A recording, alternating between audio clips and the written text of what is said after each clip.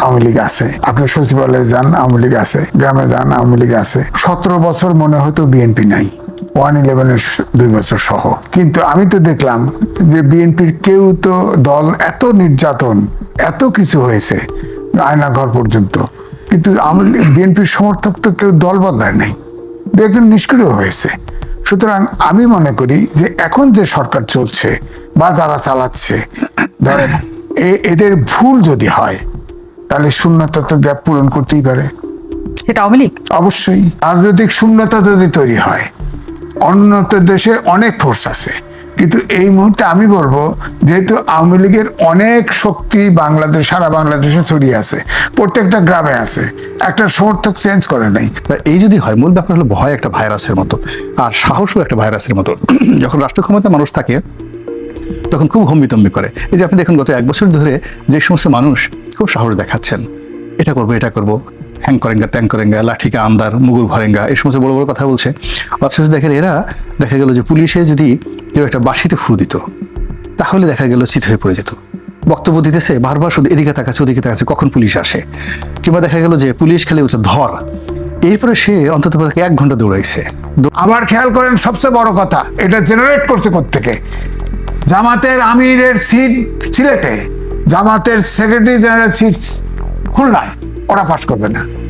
Westminster সিস্টেমের নির্বাচন হলে এই দুজন ফেল, আমি গ্যারান্টি দিচ্ছি ফেল। সুতরাং এই জন্য আনুপাতিকে গেলে নাম্বার 1 নম্বরের 2 নম্বরের নাম লিখবে পাশে। তারপরে ধরেন এনসিপির নাহিদ হাসনাতকে নিয়ে ওই কথা বলেন, অর্থাৎ শেখ হাসিনাকে তার শেষ দিন পর্যন্ত যে গালাগালি করেছেন তার 1000 ভাগের 1 ভাগ যদি বলেন, মানে আমি বলবো যে 1 ব্যাটালিয়ন সৈন্য দিয়েও আপনি এখন মানে ডাকে ফজলুর রহমান সাহেবকে রক্ষা করতে পারবেন না। আমি সাংবাদিক, ক্ষমতাকে প্রশ্ন করাই আমার প্রধান কাজ। কিয়ামতের দিনে সবচেয়ে বেশি বিপদগ্রস্ত থাকবে যারা বেহেশত এবং দোজখের মাঝামাঝি থাকবে। যারা দোজখে যাবে তারা তো কান্নাকাটি করবে, মারছে কাটতেছে, আর যারা বেহেশতে যাবে তারা তো মোটামুটি এখন মাঝামাঝি কারা আছে। হ্যাঁ, এখন মাঝে মাঝে বেহেশত মানে বিএনপি আছে। আমি অন্যায়কে অন্যায় বলবো, সত্যকে সত্য বলবো। আমার প্রশ্ন হচ্ছে যে আমি বলি আওয়ামী লীগকে এক্সিকিউটিভ অর্ডারে তার অ্যাক্টিভিটিস নিষিদ্ধ করছেন। আমি বলি এই কথা, সামনে নির্বাচন, যারা পালিয়ে গেছে গেছে, যারা অপরাধ করছে তাদের বিচার করেন, কিন্তু যে সমর্থকটা আছে তাকে ভোট কেন্দ্রে যেতে দিবেন না। সে যদি স্বতন্ত্র দাঁড়াতে চায় তাকে কোন আইনে থামাবেন আপনি? নির্বাচনে জয়লাভ করতে হবে অথবা রুইন্ড হয়ে যেতে হবে, যে কোনো ভাবে। এই জন্য তারা আসলে এই যে ডক্টর মোহাম্মদ ইউনূসকে খেপাতে চাচ্ছে না, ছাত্রদেরকে খেপাতে চাচ্ছে না।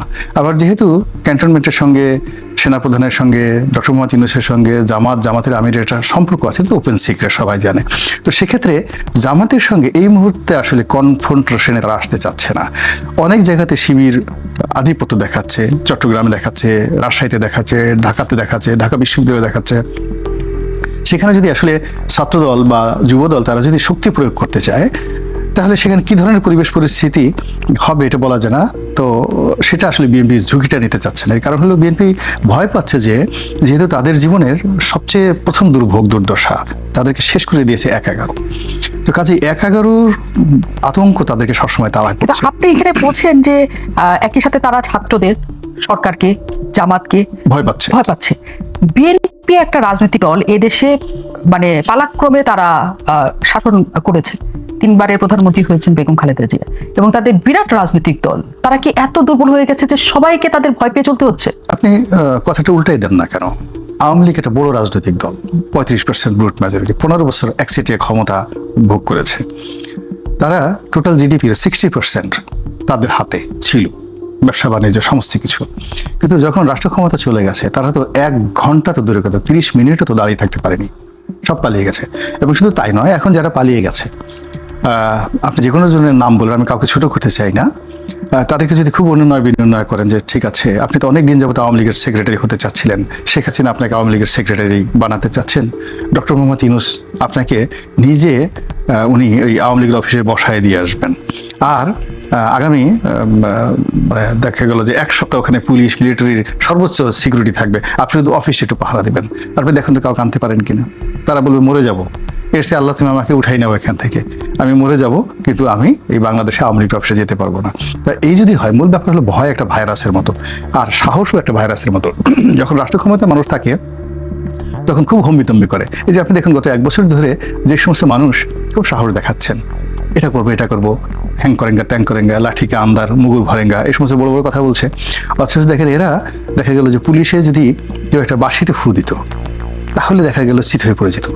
বক্তব্য দিতেছে বারবার শুধু এদিকে তাকাচ্ছে ওদিকে তাকাচ্ছে কখন পুলিশ আসে, কিংবা দেখা গেল যে পুলিশ খেলে বলছে ধর, এরপরে সে অন্তত 1 ঘন্টা দৌড়াইছে, দৌড়ানোর পরে পিছনে তাকায় দেখে যে আসলে মানে সে কোত্থেকে শুনলো। এরপরে যে কয়জন দৌড়াইতেছিল এই ধর এই কথা কে বললো রে, তো বলো যে দৌড়াইতেছে আমি বলছি লিডার, আমি বলছি এই তোর কথা শুনে এতক্ষণ দৌড়ালাম।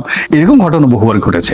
মানে মনে করছে পুলিশে ধরেছে, কিন্তু আর একজন নিজেদের মধ্যে করে তারা 1-1.5 ঘন্টা দেখা গেল গুলিস্তানতে দৌড়ে সায়দাবাদ পর্যন্ত পৌঁছে গিয়ে তারপর বলে যে কথাটা কে বললো, বলে যে লিডার বলছিলাম তো আমি, এই কথা আমি বলছি, এই জন্য 2 জন দৌড়াইছে। তো এইরকম যারা ভীত সন্ত্রস্ত ছিলেন, যারা পালিয়ে বেড়াতেন এবং যাদের সবারই হার্টের ব্যায়াম হয়ে গেছে, হার্টে 10-12টা ব্লক, এমনিতে ব্লক হয় না, তো হার্টে ব্লক হয়েছে, ক্যান্সার হয়েছে, ব্রঙ্কাইটিস হয়েছে, নিউমোনিয়া হয়েছে, এখন অল অন এ সাডেন গত 1 বছরে তাদের ভাবসাব দেখে মনে হয় যেন তারা দ্বিতীয় আলেকজান্ডার, তারা দ্বিতীয় জুলিয়াস সিজার বা নেপোলিয়ন বোনাপার্ট। এত সাহস তাদের কোথায় ছিল, শক্তি তাদের কোথায় ছিল, এরকম।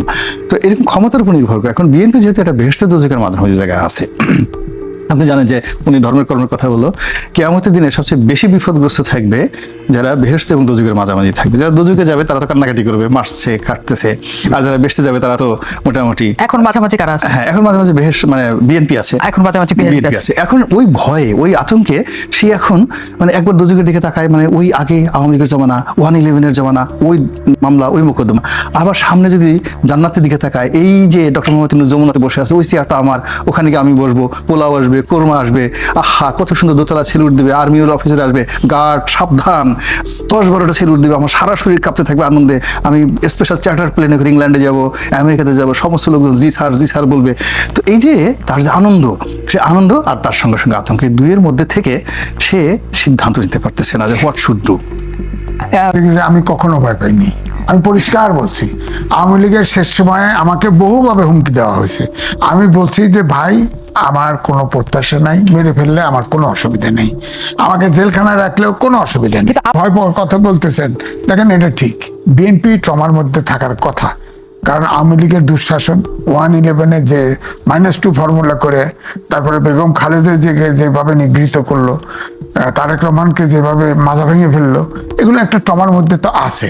কিন্তু এখন যে জায়গা, এটা বিএনপি উটকো ঝামেলার মধ্যে পড়ছে। এই ট্রমা থেকে কি নেতাদের মধ্যে সেটা ছড়িয়ে গেছে? এই কারণেই কি তারা একটু এই সরকার বিরোধী একটু না অনেকখানি বলে, যাতে তাদের মনে হয় তারা নেতাদের মধ্যে না, আমি বলবো যে হয়তো উপরের নেতাদের মধ্যে চিন্তাটা এইটাই কাজ করে যে উটকো ঝামেলায় পড়ছে। অর্থাৎ এখন আওয়ামী লীগ পালায় যাওয়ার পরে এখন বিএনপি বড় দল, ইলেকশন হলে বিএনপি ক্ষমতায় যাবে, সুতরাং এই ইলেকশনটা যেতে দিচ্ছে না উটকো ঝামেলা। ছোট ছোট দল ওয়েস্টমিনিস্টার সিস্টেমে গেলে সবার অনেকের জামানত, যেমন এনসিপি বললো না অনেক কিছু, আমি বলবো না। আওয়ামী লীগের আমি নির্বাচন করেছে না, সেখানে 3টা কিংস পার্টি করেছে, একটা প্রার্থীর জামানত থাকে নাই। এনসিপিকে নির্বাচনে পাঠান, একটারও জামানত থাকবে না। জামাতে ইসলাম একবার নিরপেক্ষ নির্বাচন করছে, 1টা সিট পাইছে, আর একবার করছে 3টা সিট পাইছে, আর সবসময় বিএনপির ঘাড়ে চড়ে বেশি সিট পাইছে, মন্ত্রীও হয়েছে। হ্যাঁ, তো সুতরাং এই যে ইসলামিক আন্দোলন খেলে ভালো গোল করতে পারে না, দেখলেন না 18 সালে সব নির্বাচনে অংশগ্রহণ করেছে, একটা পোস্টার ছেড়ে গেছে তার। হ্যাঁ, তারাও তো ফেসিবাদের দোষক। এই নির্বাচনটা করার সুযোগ করে দিচ্ছে জাতীয় পার্টি এবং ইসলামিক আন্দোলন বাংলাদেশ 18 সালে। বিএনপি মাঠেই দাঁড়াইতে পারে না, পোস্টার থাকে না, কিচ্ছু থাকে না। এখন আসে বলে আবার আনুপাতিক নির্বাচন চাই, কারণ ইসলামিক আন্দোলনের প্রত্যেকটা সিটে 15,000, 10,000, 20,000 ভোট আছে, এটা আছে। তো এখন যদি আপনি এই জামাত আবার ইসলামিক আন্দোলন এরা একসাথে ইলেকশন করে, তাহলে আনুপাতিক নির্বাচনে একটা বড় সিট পাবে তো, এই কারণে তারা আনুপাতিক নির্বাচনে গেছে। আবার দেখেন কেমন ডাবল স্ট্যান্ডার্ড, জামাত ইসলাম কিন্তু 300 সিটে নমিনেশন দিয়ে ফেলছে, অর্থাৎ ওইদিকে দিয়ে রাখছে, আবার এদিকে আনুপাতিকও চায়। আবার খেয়াল করেন সবচেয়ে বড় কথা, এটা জেনারেট করছে কোত্থেকে? জামাতের আমিরের সিট সিলেটে, জামাতের সেক্রেটারি জেনারেল সিট খুলনায়, ওরা পাস করবে না। ওয়েস্টমিনিস্টার সিস্টেমে নির্বাচন হলে এই 2 জন ফেল, আমি গ্যারান্টি দিচ্ছি ফেল। সুতরাং এই জন্য আনুপাতিকে গেলে নাম্বার 1 নম্বরের 2 নম্বরের নাম লিখবে, পাস হয়ে যাবে, সংসদে যাবে। তো সুতরাং আনুপাতিক নির্বাচনটা হচ্ছে, আমার ব্যাখ্যা হচ্ছে স্বাধীনতা সার্বভৌমত্বের বিরুদ্ধে হুমকি স্বরূপ। আপনার বলা হয় যে আনুপাতিক নির্বাচনে ছোট পার্টিরাও সংসদে যায়। আরে যার পার্টি নাই সংসদে যাওয়ার শখ কিসের? তার সংসদে নেওয়ার শখ কিসের? আমার ফ্যামিলিতে আমার 72 জন সদস্য, তার ভোটার 45 জন আছে নাকি? পার্টি একটা কয়টা পার্টি আছে? 45 জনের পার্টি কয়জন আছে? ওই যে 11 দল আছে না, এখনো 11 দল আছে না, ওটা বিএনপির সাথেই আছে। আরে 11 দল প্রেস ক্লাবের সামনে মিটিং ডাকছে, এই যে 12 জন খাড়া আছে, সামনে 9 জন মিটিং। রাজনৈতিক দল এখন এখানে ক্ষমতায় নিতে হবে নাকি? ক্ষমতায় নিতে হবে। এখন ক্ষমতায় যদি নেন, যদি আনুপাতিক নির্বাচনে যান, কারে ভোট, তার প্রতিনিধি কোথায়? আপনি ধরেন ওই একটা পার্টি 2% ভোট পাইল, 2% ভোট পায় হে সংসদ সদস্য। আর বিএনপি যদি বলেন আওয়ামী লীগ নাই, 50% সিট পাইল, ভোট পাইল, তারও মেম্বার তো হলো। কিন্তু সিএসি এর মধ্যে বলেছেন যে সেটা করা যাবে না, তাহলে তো তর্ক শেষ, এটা নিয়ে তো আর আসবে না, এটা তো আসবে না, তো এটা নির্বাচনী হবে না বলে আমরা যাবো না বলছে, তো নির্বাচনী যাবো না কয়ে দিছে। আবার বলছে যে আপনার জুলাই সনদকে সংবিধানের উপরে, সংবিধানের উপর এক ভাষাগত কথা, সংবিধানের উপরে জায়গা কোথায়? আকাশে, আকাশে সংবিধানের উপরে আবার জায়গা কিসের? সংবিধানের। তারপরে বলতেছে যে কি গণপরিষদ নির্বাচন করতে হবে, ওটারে 120 দিন পরে ওটাকেই আবার সংসদ করা হবে। খেয়াল করেন। আবার বলতেছে জামাত ইসলাম বলতেছে, শিক্ষিত লোক কিন্তু, আমি ডাক্তার, এমবিবিএস ডাক্তার, আর সেক্রেটারি জেনারেল সে কিন্তু পলিটিক্যাল সায়েন্সে ফার্স্ট ক্লাস হওয়া, ঢাকা ইউনিভার্সিটি, মাইন্ডেড, শিক্ষিত লোক, অশিক্ষিতর মতো কথা বলে। দেখেন, সে বলতেছে প্রেসিডেন্টের অর্ডিন্যান্স দিয়া এটাকে বাস্তবায়ন করে আমরা যাবো, ইলেকশনে যাব। সংবিধানের সাথে সাংঘর্ষিক একটি ওয়ার্ডও প্রেসিডেন্ট অর্ডিন্যান্সও জারি করতে পারবে না, তো তার কামনা করবে। কিন্তু এর মধ্যে খবর এসছে, নাহিদ হোসেন বলেছেন এর মধ্যে যে হয়তো ফেব্রুয়ারিতে নির্বাচন হবে না, কারণ তিনি বলেছেন জুলাই সনদকে যদি আইনি ভিত্তি না দেওয়া হয় তারা সেটাতে যাবে না, এবং একসাথে তারা গণপরিষদ ভোটও চেয়েছেন। ব্যাপারটা হলো যে গণতন্ত্র এটা ওয়াইড, মানে শস্যক্ষেত্র। শেখ হাসিনা যে কাজগুলো করেছিলেন জঘন্য, সেটা প্রথমত নির্বাচন ব্যবস্থা থেকে ধ্বংস করে দিয়েছিলেন। তার বিরুদ্ধে মূল অভিযোগ ছিল নির্বাচন। সেকেন্ড অভিযোগ ছিল যে তার একটা অর্থনৈতিক দানব তৈরি হয়েছিল তার চারিপাশে, যারা বড় বড় দুর্নীতি করেছে। থার্ড যেটা ছিল সেটা হলো রাজনৈতিক যারা প্রতিপক্ষ তাদেরকে আয়না ঘরে ঢোকানো, গুম খুন ইত্যাদি। আপনি যদি ধরেন এটা হলো মেজর। আর গণতন্ত্র বলতে যদি ধরেন বাক স্বাধীনতা, সংবাদপত্রের স্বাধীনতা, অর্থনৈতিক স্বাধীনতা, শিল্প কলকারখানা গড়ে তোলার স্বাধীনতা, তাহলে আপনি দেখবেন যে ওই সময়টাতে আপনি এই যে টকশোর কথাই চিন্তা করেন। টকশো আমি পার্লামেন্টে বলি, আমি যে পার্লামেন্টে ছিলাম পাপিয়া ছিল সেখানে, শেখ হাসিনা প্রধানমন্ত্রী উপস্থিত, পাশে তার বিআই যেটা মোশাররফ সাহেব উপস্থিত। পাপিয়া সংসদের রেকর্ড বক্তব্য দিল যে শেখ হাসিনার সঙ্গে, মাননীয় প্রধানমন্ত্রী শেখ হাসিনার সঙ্গে তার বিয়ের পরকীয়া সম্পর্ক ছিল, এবং ওই বিয়ের কোলে সারাদিন গিয়ে সে বসে থাকতো। বসে থাকার কারণে ওই বিয়েই এই শেখ হাসিনার প্রেমে পড়ে তার নিজের বউকে গলা টিপে মেরে ফেলেছে। পার্লামেন্টে এই কথা বলেছে। আপনি ডেমোক্রেসি কাকে বলে? একটু শব্দ তো হয়নি। ওই যে নীলুফার চৌধুরীর মনি, ওই মানে আব্দুল মুহিত, তা আমাদের বলতেছে আমাদের এই পার্লামেন্টে একজন মাল মুহিত আছে, বয়স্ক মানুষ, উনি একটু বুড়া মানুষ লাফাই উঠছে, আমাকে এই কথা বলো, শেখ হাসিনা থেকে টাইনে বসাইছে যে থামো।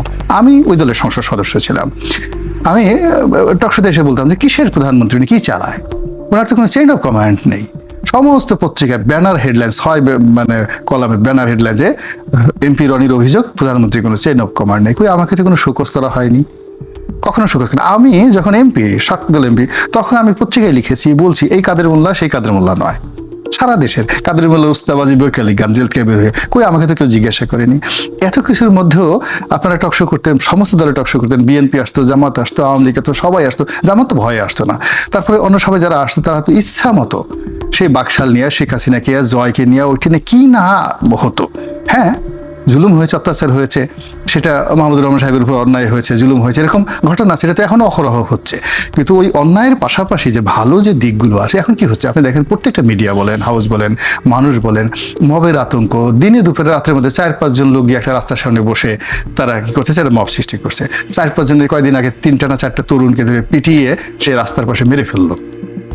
তো এখানে তো সব মানে অসহায় হয়ে পড়ছে। আপনি কি বলবেন? তা যেটা বললাম যে এই যুগে যেটা ছিল তুলনামূলকভাবে গণতন্ত্রের জন্য যে জায়গাগুলো ছিল এটা অনেক অনেক বেশি ছিল আগের জমানায়। ধরেন এই যে ফজলুর রহমান, আপনি ফজলুর রহমান সাহেবের মতো মানুষ, শেখ হাসিনাকে আমার কাছে মনে হয় যে শেখ হাসিনাকে তিনি যে গালাগালি করছেন তার 1/1,00,000 যদি এখন তিনি জামাতের আমিরকে নিয়ে বলেন এই সময়টাতে, অথবা তারেক রহমান সাহেবকে নিয়ে বলেন, শেখ হাসিনা এরকম প্রাইম মিনিস্টার যদি বলেন, তারপরে ধরেন এনসিপির নাহিদ হাসনাতকে নিয়ে ওই কথা বলেন, অর্থাৎ শেখ হাসিনাকে তার শেষ দিন পর্যন্ত যে গালাগালি করেছেন তার 1000/1 যদি বলেন, মানে আমি বলবো যে 1 ব্যাটালিয়ন সৈন্য দিয়েও আপনি এখন মানে ডাকে ফজলুর রহমান সাহেবকে রক্ষা করতে পারবেন না। এটি হলো বাস্তবতা। 4-5 জন লোক ওনার বাসার সামনে গিয়ে এই মব করছে, তার বিচার চাই, গ্রেপ্তার চাই, আর তার ভয়ে সে পুরো দেখা বিএনপি অফিস থর করে কেঁপে তার একে বলছে তাকে 24 ঘন্টার মধ্যে জবাবদিহি করতে হবে। So is it democracy? এটা কি আপনার কাছে মনে হয় ডেমোক্রেসি? আজিজ ভাই, এটা কি মনে হয় আপনার ডেমোক্রেসি? না, দেখেন, আমি রনি ভাই পলিটিশিয়ান, তার কথা বললাম। আপনি সাংবাদিক হিসেবে বলুন। আমি সাংবাদিক হিসেবে বলি। আপনি বলেন, যখন 5ই আগস্টের পরিবর্তন হলো তখন প্রেস ক্লাবে বৈষম্য বিরোধী ছাত্র নেতা আসলো, এসে একটা তালিকা দিল, বলল এরা ফেসিবাদের দোষর, তাদের প্রেস ক্লাবের মেম্বারশিপ চলে গেল। এরপরে যখন আপনার ইয়েতে সংসদ ভবনে আগুন লাগছে, সচিবালয়ে আগুন লাগছে একটা উইংয়ে, তখন সব অ্যাক্রিডিটেশন কার্ড বাতিল করে দিল এই সরকার। পৃথিবীতে নজির পাবেন? 116 না 60 জন সাংবাদিক গ্রেপ্তার হয়েছে, এর ভিতরে দুর্নীতিবাজও আছে। আপনি তাদের হত্যা মামলা দিলেন কেন? এর ভিতরে অনেকে হত্যা মামলা দিছে কেন? তারপরে এদের অন্যায় করে বিচার করেন, চুরি করলে বিচার করেন, তাদের কেসও ট্রায়াল ওঠে না, হিয়ারিং হয় না। তাহলে আপনি কি বলবেন? আপনি বলেন বর্ডার উইথ রিপোর্টার প্রত্যেক বছর সূচক তৈরি করে, গণমাধ্যম সূচক, এ কারণে সূচক নাম নিচে আসবে না। এখন মুখে বলে, এই সরকার মুখে বলে যে বলছে যে আমাদের সমালোচনা করুক, করে, দৃশ্যমান কোনো বাধা নেই। কিন্তু আপনি বলেন, আমার মনে হয় এই বাংলাদেশের ইতিহাসে সেলফ সেন্সরশিপ